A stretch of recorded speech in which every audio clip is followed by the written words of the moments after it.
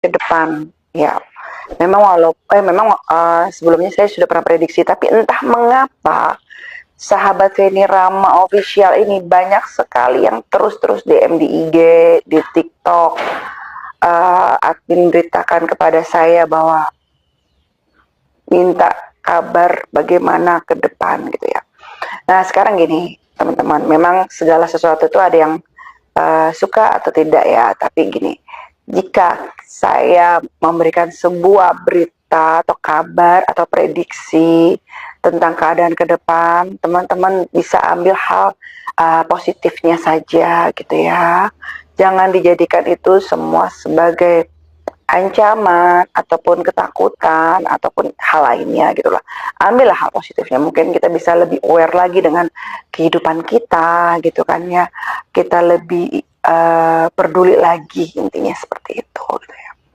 Dan memang kalau ditanya teh masalah bencana ya, bencana itu teteh apa ada prediksi yang berubah yang teteh berikan? Kan memang saya masih terus berulang sampai detik ini. Memang kan sebelumnya ya saya pernah prediksi itu tahun 2025 bulan November bahwa kejadian Sumatera ya 3 bulan sebelum bencana Sumatera itu saya prediksi, dan saya prediksinya Sumatera dengan Sulawesi ya.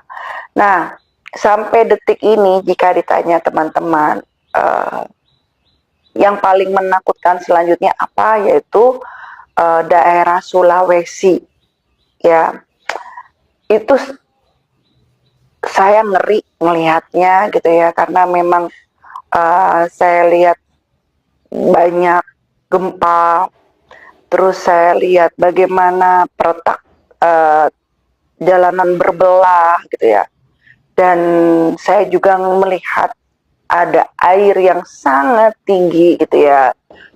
Air yang sangat tinggi ini pesannya itu masuk dengan dua cara. Pertama saya melihat gitu ya, melihat ketika saya sedang habis sholat ataupun saya lagi di mobil. Dan yang kedua ini baru 2 hari yang lalu itu saya 2 hari atau 3 hari yang lalu saya bermimpi jelas sekali, dan itu tsunami ya itu. Dan lumayan lebar kawasannya karena sampai ke air itu sampai menyentuh ke tengah lah, inti seperti itu. Dan lumayan dalam gitu ya, sampai tengah pun, daratan pun juga lumayan dalam gitu ya. Dan itu yang membuat saya sedikit khawatir ya, tapi kan tidak boleh yang berlebih karena kita kembalikan semua kepada Allah Subhanahu wa taala. Nah, saat itu tuh posisinya saya memang melihat keadaan itu semua gitu. Memang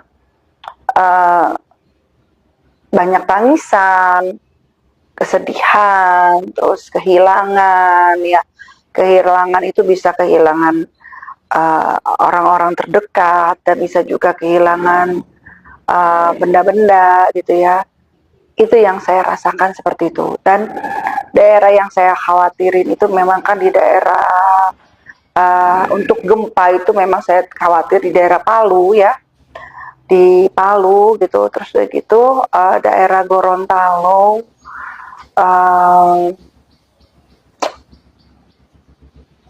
Manado ya, Makassar ya, saya juga khawatir.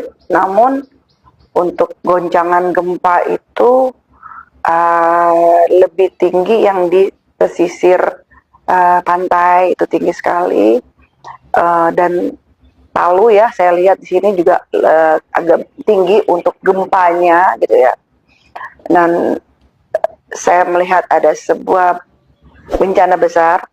Teman-teman yang setia mengikuti berita saya itu sepertinya paham ya. Saya sudah memprediksi ini dari bulan November 2025 ya, jadi bukan maksudnya saya bicara sekarang terus baru cerita sekarang gitu kan, enggak seperti itu gitu ya. Saya udah prediksi lama dan kok makin kesini makin saya merasakan itu gitu ya. Tanah, masih gejolak tanah dan air tuh di daerah Sulawesi ya, dominan tanah air tuh di daerah Sulawesi. Nah kalau untuk airnya itu bukan dari hujan, bukan, tapi airnya itu memang banjir ya. Banjirnya itu uh, puncaknya itu datang dari laut, tetapi sebelum itu ya dari sungai ataupun dari kiriman dari ya uh, gunung gitu ya. Intinya ada karena dari geseran gempa ini nih akhirnya mengakibatkan sebuah tata letak yang berubah dan ada yang terbuka gitu loh, titik air, sumber air yang terbuka karena ada geseran ini gitu loh ya. Itu yang terjadi sebenarnya di Sulawesi seperti itu gitu. Nah, saya cuma bisa kasih saran untuk yang berada di daerah Sulawesi, bila mana ada tanggul-tanggul ya mohon diperbaiki atau direnovasi ya. Sekiranya memang namanya air itu kan tidak mudah ditampung, apalagi kapasitas besar. Setidaknya meminimais keadaan banjir gitu ya, karena saya melihat ada tanggul-tanggul yang akan lepas gitu ya. Itu yang bocor gitu ya, tidak terkondisikan dengan baik. Itu yang saya lihat seperti itu gitu ya. Oh iya, terus kemarin ada yang bilang ke saya, Teteh, prediksi Teteh yang ada kebakaran besar daerah perkantoran udah kejadian Teh gitu ya. Ya Allah alam bisawab ya, karena memang yang saya lihat itu bahwa gedung besar perkantoran gitu kan, dan jadi memang agak sulit dievakuasi gitu ya. Nah, itu yang saya lihat itu gitu loh. Dan udah kejadian ya katanya ya innalillahi wa inna ilaihi rajiun, segala yang datang kita kembalikan kepada Allah Subhanahu wa taala atau kepada Tuhan yang Maha Esa gitu. Nah, itu dia maksud saya ketika saya memprediksi, ya saya tidak memaksa untuk percaya gitu ya. Tapi ambil sisi positifnya aja, sisi baiknya aja gitu.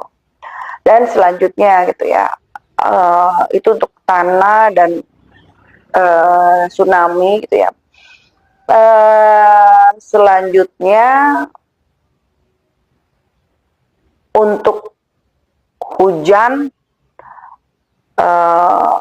angin ya, angin besar itu saya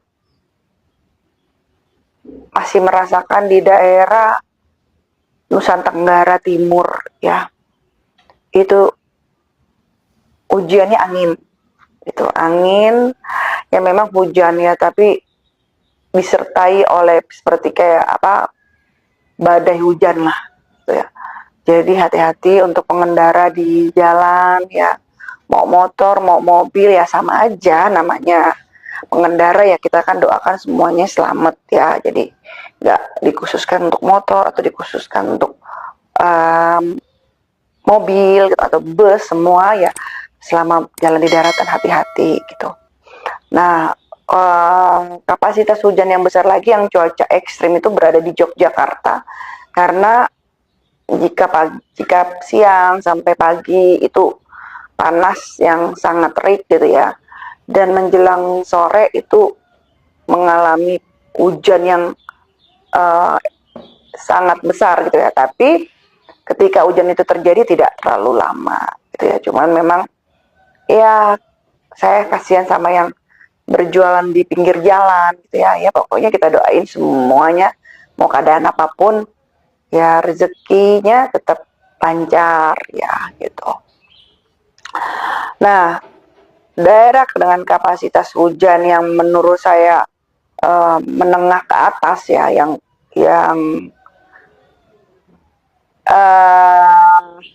lumayan deras itu memang di daerah Jawa Barat. Oke. Di disertai angin kencang. Terus kedua, Kalimantan, ya memang ada beberapa titik yang Kalimantan Timur gitu ya, Kalimantan itu dengan eksistensi hujan menengah ke atas, maksudnya ya lebih besar daripada hujan standar biasanya gitu. Itu yang terjadi ya di titik-titik itu. Dan Maluku juga ujiannya dari angin dan hujan. Maluku Utara ataupun Papua itu ujiannya dari angin dan hujan gitu ya. Lebih ke titik unsur alamnya itu. Jadi bukan tanah, kan kalau Sulawesi tanah dan air ya. Tapi kalau Maluku kayak tadi Kalimantan, Jawa Barat itu lebih ke unsur air, yaitu hujan gitu ya. Yogyakarta gitu ya, dan angin. Tapi kalau Jogja itu karena memang cuacanya ekstrim aja, dari yang panas gitu ya, terus nanti sorenya tuh hujan deras gitu, tapi tidak lama, tidak yang sampai semalaman seperti itu, tidak gitu ya. Itu yang terjadi seperti itu. Nah, kalau untuk masalah ada lagi yang tanya untuk masalah satanik atau bagaimana gitu ya, sebuah eventnya, sebuah acaranya gitu ya. Sebenarnya gini ya, ini kan udah ada sejak lama. Ya seperti ini tuh seperti sebuah apa ya, aliran. Dan yang namanya aliran itu sebenarnya acara ritualnya ya sejak dahulu kala. Tetapi masalahnya ketika sekarang ini lebih terbuka karena menyangkut ke masalah populasi dunia dan ambisi ingin menguasai lebih luas dan lebih cepat karena ada target. Yang terjadi itu ada target, perasaan saya, feeling saya. Jadi ya memang banyak plan A, plan B, plan C, plan D yang direncanakan, tetapi tidak memberikan dampak signifikan kepada kita karena semua itu kembali kepada kebaikan Tuhan gitu ya. Andai pun itu berjalan, itu sebenarnya bukan karena Tuhan tidak sayang, tapi ujian buat diri kita sendiri. Mas datangnya ke masalah apa? Keyakinan kita gitu loh. Apakah keyakinan kita kepada Allah, Tuhan Yang Maha Esa, baik? Itu sebenarnya ujiannya ke situ tuh. Sebenarnya mudah aja kalau untuk dihilangkan, dimusnahkan gitu ya. Kalau Tuhan aja bisa menciptakan alam semesta, kenapa hanya untuk sekedar itu aja tidak bisa gitu ya. Itu semua karena kembali kepada menjadi ujian buat diri kita gitu. Jadi teman-teman, nanti ke depan itu memang akan banyak tawaran-tawaran, tetapi tidak secara vulgar ya. Dan kali ini masuknya bukan ke agama lagi, tetapi kepada organisasi gitu. Bisa jadi organisasi ini bertitik kepada organisasi, ada yang memanfaatkan sisi human, sisi kemanusiaan. Nah itu hati-hati gitu ya, tapi tidak semua seperti itu. Jadi ya ada kelompok-kelompok tertentu, teman-teman pasti bisa merasa kalau ini hal yang sudah, seandainya ini sudah mulai bergeser, teman-teman akan merasakan itu gitu ya. Nah itu akan masuk ke beberapa sisi organisasi. Karena mereka sebenarnya paham kok, ini sudah mulai tercium di kalangan. Karena memang ada beberapa tim, kelompok yang terbuka gitu ya. Jadi ada yang dalam diri mereka juga ada yang pro dan kontra, ada yang suka terbuka dan tidak terbuka gitu. Nah itu jadi ada yang masuk dalam sebuah organisasi perkumpulan seperti itu gitu ya. Jadi hati-hati untuk memilih-milih teman, memilih-milih pasangan, siapa yang kau pergaulkan itu, jadi hati-hati gitu ya. Dan konsepnya